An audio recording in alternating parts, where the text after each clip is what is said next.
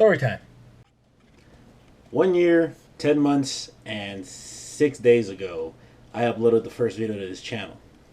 I was talking about how I was going to fix this stupid ass orange turd and, try to make it something nice and worthwhile, considering I had just, changed positions at work. And, well, what's happened in almost 2 years? Absolutely nothing. Okay, so that's not entirely true. A couple of things have happened.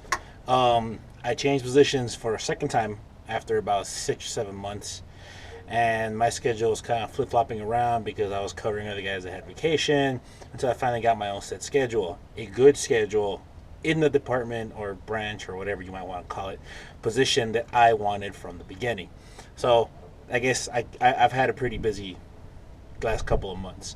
But the point is, the truth of the matter is that I just lost motivation. I mean, I told you guys that I had that firing problem where it would stutter and it would die out on me or choke up.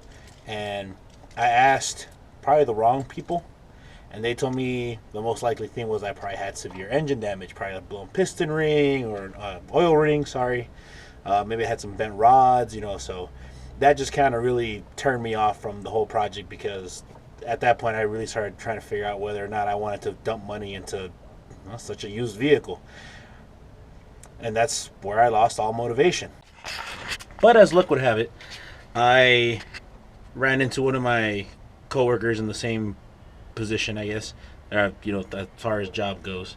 And I told him, he asked me actually one day, he said, "Hey man, where's the Bronco at? Haven't seen it in so fucking long. It's been 2 years, almost." And I told him the story, how it had just been sitting there. And from the last video that I posted, I had not done anything other than the spark plugs besides take off my throttle body intake to do the idle air control. I knew that was going out for a long time ago, and I just knew it needed to be replaced. So I did replace it. Brand new, out of the box, fresh seal and everything. Bolted the throttle body back in and tried it out. So initially, I thought that maybe that was going to be the problem. I figured water got in the intake, but nothing came out of the oil, nothing came out of the exhaust, nothing came out when I pulled plugs. Maybe it just choked the Bronco. Maybe something happened and I fried a sensor. So I swapped the IAC out, and it did help. It really did improve the way the truck idled, but nothing had really changed. Now, a quick note, when I took off the throttle body, I noticed that there was a puddle at the way back, and I don't think I have a picture of it anywhere, but I shoved the rag in there, pulled it out with a wire, and when I smelled it, it was just raw gasoline. And I noticed that on this Bronco, I don't exactly have I don't have the stock exhaust anymore. It's just a hack job I did when I was 21, 22 to put true duals on and make it sound loud, make it drone. And the exhaust always smelled bad because I took off the cats. But I was starting to notice that it smelled like just raw gasoline. It smelled like somebody was pouring out a gallon of gas right next to me. And I never really thought too much about it. I thought that could be caused by a bent valve. It wasn't caused by a bent valve. So finally, this Saturday morning, I was getting ready to go to San Antonio, and I ran into this coworker of mine, and he's got a few older Chevy pickup trucks, some square bodies, 4x4s that he's fixed up and everything. That's what he dumps his money into. And he came up to me and said, "Hey, where's the Bronco at, man? I haven't seen it in almost 2 years." Well, I told him the whole story, and he started laughing. He said, "George, you make all this damn money, and you can't even buy a $20 sensor?" I said, "Ruben, it's not that simple." So he told me once again, "I have put at least 3 or 4 of my trucks, George, completely underwater. Okay, believe me, I've sucked in water. I have blown engines. I've destroyed heads. Trust me. What you're telling me just sounds like you're having a bogging issue." Okay, you know what? Coming from someone who has more experience with this, feels a lot better. So I hopped online to fullsizebronco.com. I hadn't been on that website in a while. And I typed in, overfueling or flooding, excessive gas in intake. The forum that I read said it could be one of 3 things.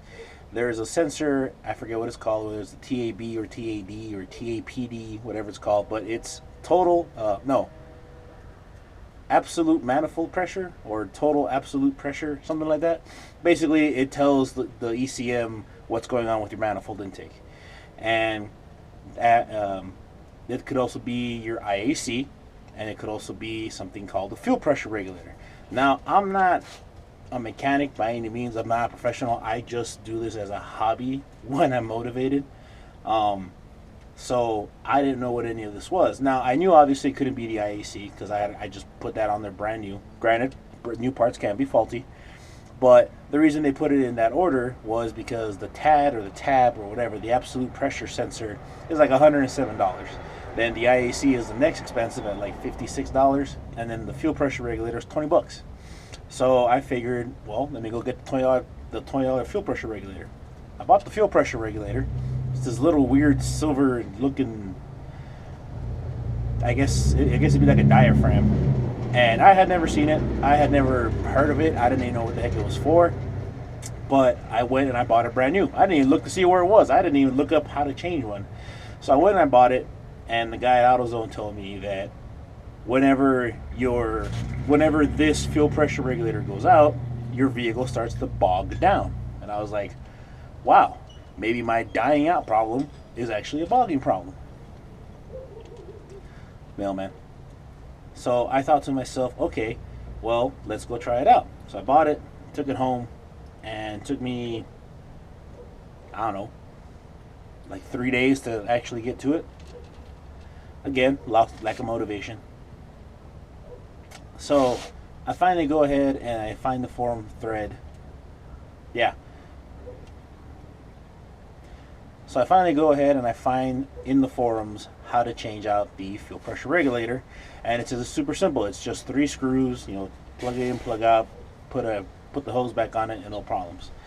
Well, it's simple if you have the right tools. I don't have the right tools because half the things I do are hack jobs. So let me show you, first of all, where the fuel pressure regulator is on a 90 series Bronco. Okay, so that right there at the way back, just follow the blue vacuum line. You see that little silver, this thing? That is your fuel pressure regulator. It is hard bolted to the fuel rail, and the only way to get to it is to remove the 3 bolts, screws that are holding it underneath. Those 3 screws are Allen heads. I believe they're 5/32. Well, they're upside down because Ford never said they made it for you. So it should have been maybe a 40-minute job. For me, actually turned out to be more like 2.5, 3 hours, because I do not have a box end wrench that has the little metal tab for holding in Allen head bits, which is what all the threads recommend. Nope, they do it with an Allen key. So after about, I would do it about a good 5 minutes at a time, and after the fender, driver's side fender, would separate my rib cage by about a ½ inch, and my right hand had full on arthritis from the position that I was holding it in, I would get off, let my body fix itself, kind of mold back into shape, and then I went ahead and try to get another 2/3 of a turn on the bolt, 3 times. I got that off, and obviously it was dirty, covered in dirt and mud. When I cleaned it off, it was brand new. It was shiny. It was shinier than the one that I bought. Well, I looked inside of it, and it's a diaphragm. But when I looked inside through where the fuel goes, neither side was, neither the new one or the old one, I could tell the difference. They're both brown on the inside. But what the conclusion I came to was that when I sucked water, my engine probably choked up, and that diaphragm got damaged, and it was just dumping excessive fuel into the intake because it couldn't close. So I go back in there, attach the new one, put that new silicone hose on it, because these trucks came with plastic tubing, hose tubing, yeah. These trucks came with plastic tubing, and it's just brittle, and it's crumbling after 20 years of being inside a hot engine bay, as you would imagine. So I bought 20 feet of that because my plan is to do all of the vacuum lines, and kind of go over there. But anyways, I said I'm gonna try to keep this video short, because I have a problem with talking too much and putting in a bunch of useless information, because I don't rehearse any of this. I just kind of give you guys raw thoughts. But I'm gonna be just dumping quick, short little videos. I'm gonna try, and hopefully now that I'm actually motivated, because I don't have to start with a new engine. Hopefully we can start putting some money into it. I'll show you guys the 3 or 4 little things that I've done. I haven't done anything. The biggest purchase I've done so far is I ordered some leveling springs for the front, which should be here tomorrow, and I'll do a little video on that.